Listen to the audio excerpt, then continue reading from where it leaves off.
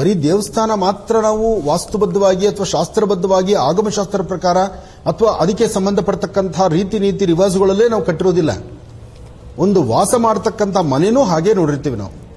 ಪ್ರತಿಯೊಬ್ಬರು ಒಂದು ಮನೆ ಕಟ್ಟಬೇಕಾದ್ರೆ ಆ ಮೊದಲನೇ ಹಾಕುವಂತ ಪಾಯ ಪೂಜೆ ಇದೆಯಲ್ಲ, ಒಳ್ಳೆ ಮುಹೂರ್ತದಲ್ಲೇ ಮಾಡಬೇಕು ಅಂತ ಅಪೇಕ್ಷೆ ಪಡ್ತಾರೆ. ಒಂದು ವಾಸ್ಕಲ್ಲಿಡಬೇಕಾದ್ರೆ ಕರೆಕ್ಟ್ ಸಮಯ ನೋಡ್ತಾರೆ. ಮೋಲ್ಡ್ ಹಾಕಬೇಕಾದ್ರೆ ಸರಿಯಾದ ಸಮಯ ನೋಡ್ತಾರೆ. ಗೃಹ ಪ್ರವೇಶ ಕಾಲನೂ ಸರಿಯಾದ ಸಮಯನೇ ನೋಡ್ತಾರೆ. ಆದ್ರೆ ಒಂದಷ್ಟು ಜನ ಕೆಲವು ಸತಿ ಅಲ್ಲಿ ತನಕ ಕರೆಕ್ಟ್ ಆಗಿರ್ತಾರೆ, ಇನ್ನೇನು ಗೃಹ ಪ್ರವೇಶ ಬರೋ ಕಾಲಕ್ಕೆ ಅದನ್ನ ಮರೆತು ಇನ್ನೇನೋ ಒಂದು ದಾರಿ ಹೊರಟು ಬಿಡ್ತಾರೆ.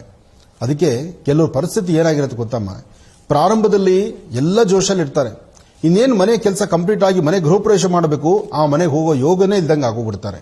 ಒಂದು ಕಟ್ಟಿರೋ ಮನೆ ಮಾರ್ತಾರೆ, ಇಲ್ಲ ಕಟ್ಟಿರೋ ಮನೆಗೆ ಇನ್ನಾರನ್ನೋ ಬಾಡಿಗೆ ತಂದಿಡ್ತಾರೆ, ಇವರು ಅದೇ ಬಾಡಿಗೆ ಮನೆಯಲ್ಲೇ ವಾಸ ಮಾಡ್ತಾ ಹೋಗ್ತಾರೆ. ಇನ್ನು ದೇವಾಲಯಗಳಲ್ಲಿ, ಯಾವತ್ತೂ ದೇವಾಲಯಗಳಲ್ಲಿ ನೀವು ಹೇಗಾದ್ರೂ ಮಾಡಿ ಅಲ್ಲಿ ದೇವರಿದ್ದಾನೆ, ಅಲ್ಲಿ ಒಂದು ಪಾಸಿಟಿವ್ ಎನರ್ಜಿ ಇರುತ್ತೆ, ಅಲ್ಲಿ ವಿಶೇಷವಾಗಿರ್ತಕ್ಕಂಥ ಒಂದು ಆಕರ್ಷಣೆ ಇರುತ್ತೆ. ಯಾಕೆಂದ್ರೆ ಮನೆ ಅಂದ್ರೆ 4 ಗೋಡೆ ಮಧ್ಯದಲ್ಲಿರ್ತಕ್ಕಂಥದ್ದು ಗಂಡ ಹೆಂಡತಿ ಮಕ್ಕಳು ತಂದೆ ತಾಯಿ ಅಥವಾ ಆ ಪರಿವಾರ. ಈ ಪರಿವಾರದಲ್ಲಿರ್ತಕ್ಕಂಥವ್ರಲ್ಲೂ ಕಿತ್ತಾಟ ಇದೆ, ಗಲಾಟೆ ಇದೆ, ಜಗಳ ಇದೆ, ಕದನ ಇದೆ. ಇಲ್ಲಿ ಎಷ್ಟೇ ಪಾಸಿಟಿವ್ ಆಗಿದ್ದು ಚೆನ್ನಾಗಿರಬೇಕು ಅಂದು ಏನೋ ಒಂದು ವಿಚಾರಕ್ಕೆ ಗಲಾಟೆ ಮಾಡ್ಕೊಳ್ತಾನೆ ಇರ್ತೀವಿ ನಾವು. ಅದಾಗಬಾರ್ದು.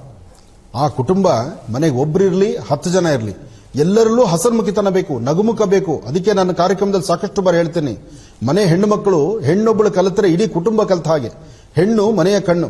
ಮನೆಯಲ್ಲಿರ್ತಕ್ಕಂಥ ತಾಯಂದಿರು ಹೆಣ್ಣು ಮಕ್ಕಳು ಯಾವತ್ತೂ ನಗನಗ್ತಾ ಇರಬೇಕು. ಎಂಥದ್ದೇ ಬರಲಿ, ಯಾವುದೇ ಕಷ್ಟ ಇರಲಿ, ಮನೆಗೆ ದವಸದಾನಿ ಇರಲಿ ಇಲ್ದಿರೇ ಇರಲಿ, ನೀವು ಅಳಬಾರದು, ನೀವು ಕಣ್ಣೀರು ಹಾಕಬಾರದು, ನೀವು ನಗನಗ್ತಾ ಇರಬೇಕು.